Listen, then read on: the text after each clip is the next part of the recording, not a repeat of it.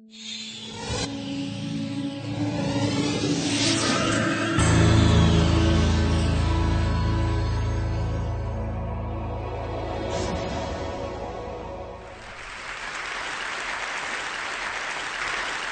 the 30th of May, 1832, a gunshot was heard ringing out across the 13th arrondissement in Paris. A peasant who was walking to market that morning ran towards where the gunshot had come from and found a young man writhing in agony on the floor, clearly shot by a dueling wound. The young man's name was Évariste Galois. He was a well-known revolutionary in Paris at the time. Galois was taken to the local hospital where he died the next day in the arms of his brother. And the last words he said to his brother were, "Don't cry for me, Alfred. I need all the courage I can muster to die at the age of 20. Now, it wasn't in fact revolutionary politics for which Galois was famous. But a few years earlier, while still at school, he'd actually cracked one of the big mathematical problems at the time. And he wrote to the academicians in Paris trying to explain his theory. But the academicians couldn't understand anything that he wrote. This is how he wrote most of his mathematics. So the night before that duel, he realized that this possibly is his last chance to try and explain his great breakthrough. So he stayed up the whole night writing away, trying to explain his ideas. And as the dawn came up and he went to meet his destiny, he left this pile of papers on the table for the next generation. Maybe the fact that he stayed up all night doing mathematics was the fact that he was such a bad shot that morning and got killed. But contained inside those documents was a new language, a language to understand one of the most fundamental concepts of science, namely symmetry. Now, symmetry is almost nature's language. It helps us to understand so many different bits of the scientific world. For example, molecular structure, what crystals are possible, we can understand through the mathematics of symmetry. In microbiology, you really don't want to get a symmetrical object because they're generally rather nasty. The swine flu virus at the moment is a symmetrical object, and it uses the efficiency of symmetry to be able to propagate itself so well. But on a larger scale of biology, actually symmetry is very important because it actually communicates genetic information. I've taken two pictures here and I've made them artificially symmetrical. And if I ask you which of these you find more beautiful, you'll probably be drawn to the lower two. Because it's hard to make symmetry, and if you can make yourself symmetrical, you're sending out a sign that you've got good genes, you've got a good upbringing, and therefore you'll make a good mate. So symmetry is a language which can help to communicate genetic information. Symmetry can also help us to explain what's happening in the Large Hadron Collider in CERN, or what's not happening in the Large Hadron Collider in CERN, to be able to make predictions about the fundamental particles we might see there. It seems that they're all facets of some strange symmetrical shape in a higher dimensional space. And I think Galileo summed up very nicely the power of mathematics to understand the scientific world around us. He wrote, "The universe cannot be read until we have learned the language and become familiar with the characters in which it is written.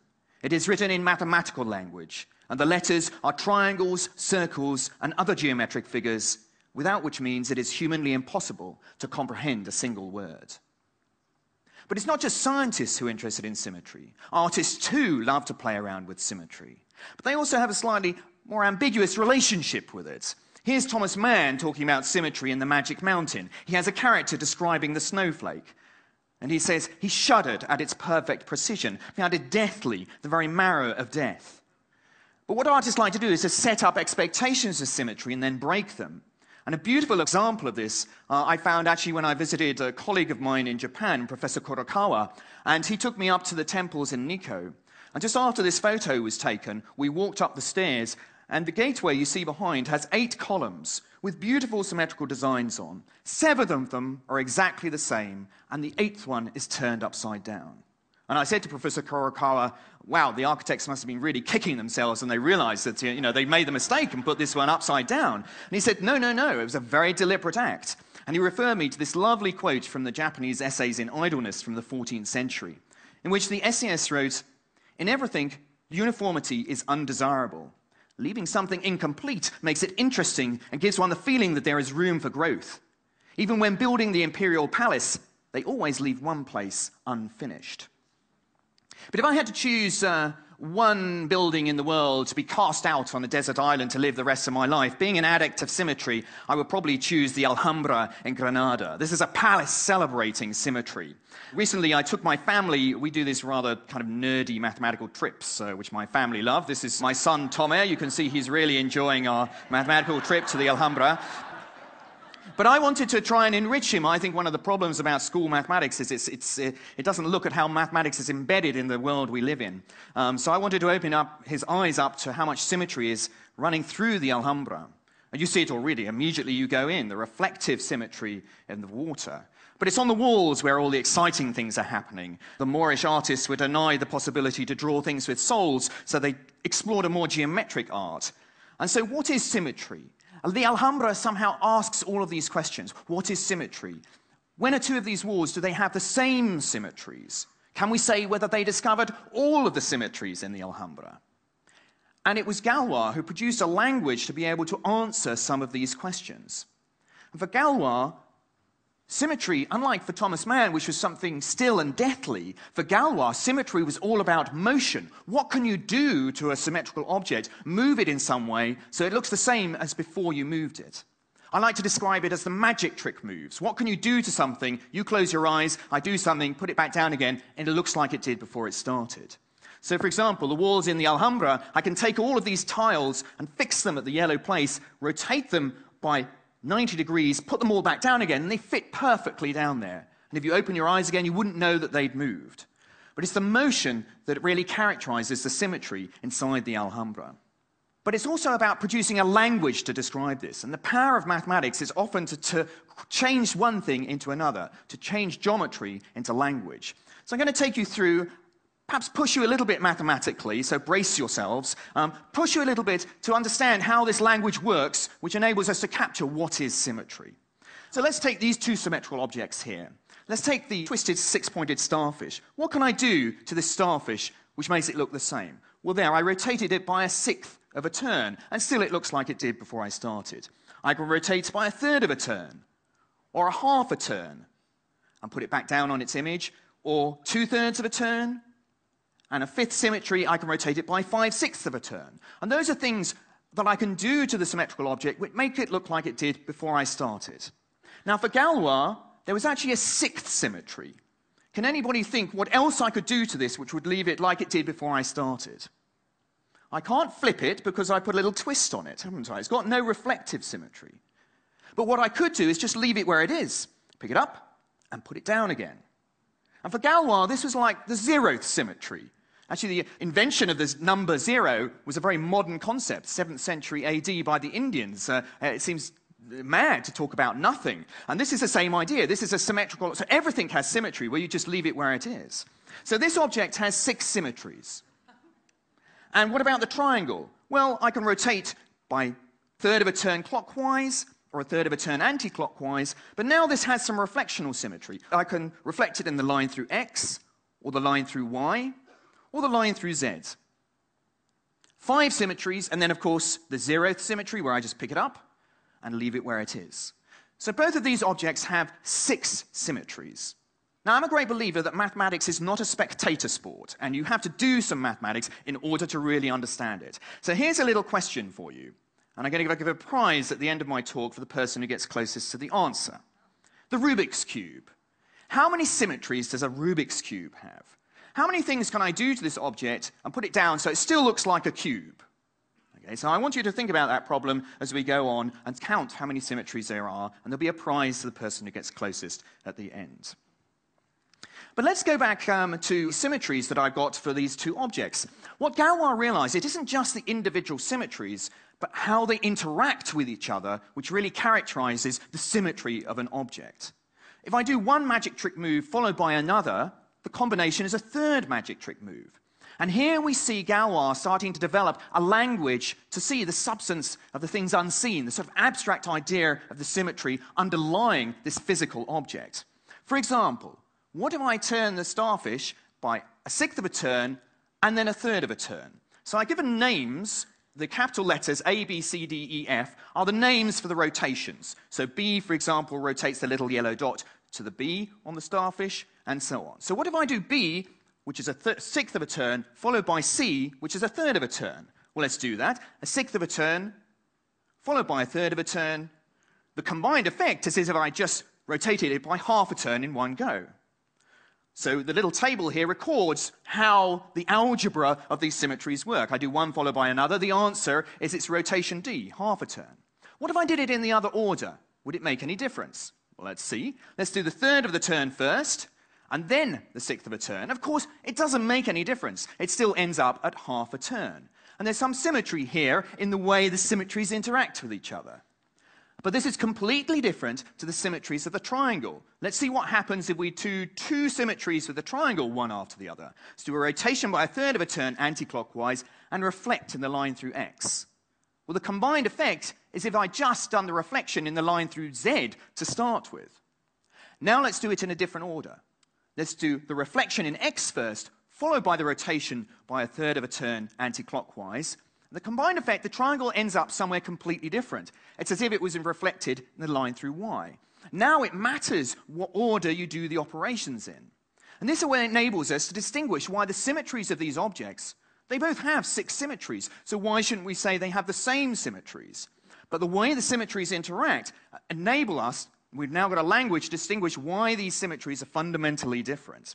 And you can try this when you go down the pub later on. Take a beer mat and rotate it by a quarter of a turn, then flip it, and then do it in the other order, and the picture will be facing in the opposite direction.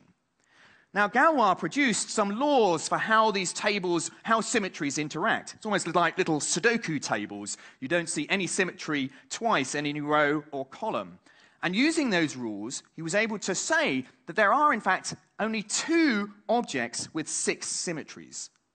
And they'll be the same as the symmetries of the triangle or the symmetries of the 6-pointed starfish. I think this is an amazing development. It's almost like the concept of number being developed for symmetry. In the front here, I've got 1, 2, 3 people sitting on 1, 2, 3 chairs. The people and the chairs are very different, but the number, the abstract idea of the number, is the same. And we can see this now if we go back to the walls in the Alhambra. Here are 2 very different walls, very different geometric pictures, but using the language of Galois, we can understand that the underlying abstract symmetries of these things are actually the same. For example, let's take this beautiful wall with the triangles with a little twist on them. You can rotate them by a sixth of a turn if you ignore the colors. We're not matching up the colors, but the shapes match up if I rotate by a sixth of a turn around the point where all the triangles meet. What about the center of a triangle? I can rotate by a third of a turn around the center of the triangle, and everything matches up. And then there's an interesting place halfway along an edge where I can rotate by 180 degrees, and all the tiles match up again. So rotate along halfway along the edge, and they all match up. Now let's move to the very different looking wall in the Alhambra, and we find the same symmetries here and the same interaction. So there was a sixth of a turn, a third of a turn where the Z pieces meet, and then the half a turn is halfway between the 6-pointed stars. And although these walls look very different, Galois has produced a language to say that in fact the symmetries underlying these are exactly the same. And it's a symmetry we call 632. Here's another example in the Alhambra. This is a wall, a ceiling, and a floor. They all look very different, but this language allows us to say they are representations of the same symmetrical abstract object, which we call 442. Nothing to do with football, but because of the fact that there are 2 places where you can rotate by a quarter of a turn and 1 by half a turn. Now, this power of the language is even more because Galois can say, did the Moorish artists discover all of the possible symmetries on the walls in the Alhambra? And it turns out they almost did. You can prove using Galois' language there are actually only 17 different symmetries that you can do in the walls in the Alhambra. And if you try and produce a different wall with this 18th one, it will have to have the same symmetries as one of these 17. But these are things that we can see. And the power of Galois' mathematical language is it also allows us to create symmetrical objects in the unseen world, beyond the 2-dimensional, 3-dimensional, all the way through to the 4, 5, or infinite dimensional space. And that's where I work. I create mathematical objects, symmetrical objects, using Galois' language in very high dimensional spaces. So I think it's a great example of things unseen, which the power of mathematical language allows you to create. So, like Galois, I stayed up all last night creating a new mathematical symmetrical object for you. And I've got a picture of it here. Well, unfortunately, it isn't really a picture. If I could have my board at the side here. Great, excellent. Here we are. This is, unfortunately, I can't show you a picture of this symmetrical object, but here is the language which describes how the symmetries interact. Now, this new symmetrical object does not have a name yet. Now, people like getting their names on things, on sort of craters on the moon or new species of animals. So I'm going to give you the chance to get your name on a new symmetrical object, which hasn't been named before. And this thing, species die away and moons kind of get hit by meteors and explode. But this mathematical object will live forever. It will make you immortal. And in order to win this symmetrical object, what you have to do is to answer the question I asked you at the beginning. How many symmetries does the Rubik's Cube have? Okay, I'm going to sort you out. Rather than you all shouting out, I want you to count how many digits there are in that number. Okay? If you've got it as a factorial, you have to expand the factorials. Okay, now if you want to play, I want you to stand up. Okay, if you think you can, you've got an estimate for how many digits, right? We've already got one competitor here. Yeah, if you all stay down, he wins it automatically. Okay, excellent. So we've got 4 here, 5, 6. Great, excellent. That should get us going. All right. Anybody with 5 or less digits, you've got to sit down, because you've underestimated. 5 or less digits. So over 100,000, tens of thousands, you've got to sit down. 60 digits or more, you've got to sit down. You've overestimated. 20 digits or less, sit down. Ooh, 20. How many digits are there in your number? 2. So you should have sat down earlier. Let's have the other ones who sat down. Let's have the other ones who sat down during the 20 up again, okay? If I told you 20 or less, stand up, because this one, I think there are a few here. You just sat, the people who just last sat down. Okay, how many digits do you have in your number? Oh, how many? 21, okay, good. How many do you have in your? 18. So it goes to this lady here. 21 is the closest. That actually has the number of symmetries in the Rubik's Cube has 25 digits. So now I need to name this object. So what is your name? Andrea. I need your surname. Groups, symmetrical objects generally. Spell it for me. G. H. E. Z. No, SO2 has already been used, actually, in the mathematical language, so you can't have that one. So gets, there we go. That's your new symmetrical object. You are now immortal.